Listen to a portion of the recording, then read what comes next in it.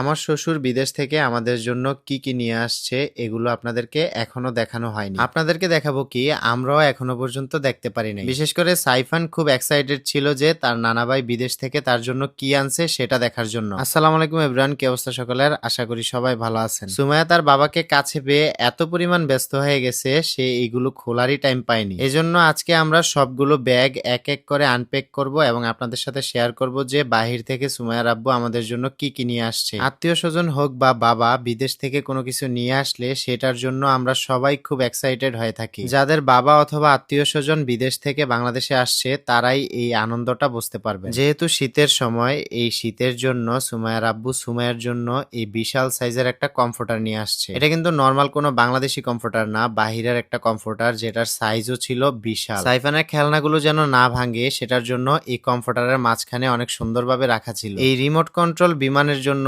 সাইফান অনেক আগ থেকে তার নানা ভাইকে বারবার বলে রাখছে, আর অবশেষে সে তার বিমানটা হাতে পায়। এটা হাতে পাওয়ার পর সে যে কি খুশি হয়েছে তার খুশি আর কে দেখে। তাছাড়া তার জন্য তার নানা ভাই রিমোট কন্ট্রোল গাড়িও নিয়ে আসছে। আর এখানে শীতের জন্য অনেকগুলো সাবান প্লাস বেসলিনও ছিল। এই জিনিসগুলো খুবই কমন, বিদেশ থেকে যারাই দেশে আসে তারা এই জিনিসগুলো নিয়ে আসে। প্রথমবারেই সাইফানের বিমানটাকে ফ্লাই করতে গিয়ে রুমের মধ্যে ক্রাশ করে ফেললাম। সাইফান তার বিমান এবং গাড়ি পেয়ে খেলায় ব্যস্ত হয়ে পড়ে, এর ফাঁক দিয়ে আমরা বাকি জিনিসগুলো এক এক করে ওপেন করে ফেলি। এই কমফোর্টারের সেটটা যে নিয়ে আসবে এটা সুমাইয়া আগে থেকেই জানতো, অ্যাকচুয়ালি সে পছন্দ করেই এটা আনাইছে। আমরা এখন খুলবো সেকেন্ড যে ব্যাগটা আছে সেটা। এই ব্যাগটার মধ্যে স্মল সাইজের দুইটা বেবি কম্বল ছিল যেগুলো সাইফানের জন্য অনেক কাজে আসবে। এত পরিমাণ ব্যাগ এবং ব্যাগের প্রত্যেকটা জিনিস খুলতে খুলতে আমার 12টা বেজে গেছে। আর ইউসুফ এদিকে বসে সাইফানের খেলনা নিয়ে সে নিজেই খেলা শুরু করে দিছে। আমি ব্যাগগুলো খুলতেছিলাম, বাট আমাকে হেল্প করার জন্য আমার শ্বশুরও কিন্তু আমার পাশে এসে বসে পড়ছে। আপনারা কি বলেন জানি না, বাট আমরা এগুলাকে নামাজের মসলা বলি। বাহ, এগুলা দেখতে মাশাআল্লাহ অনেক সুন্দর ছিল। এন্ড সেকেন্ড যে জিনিসটা আমি ওপেন করলাম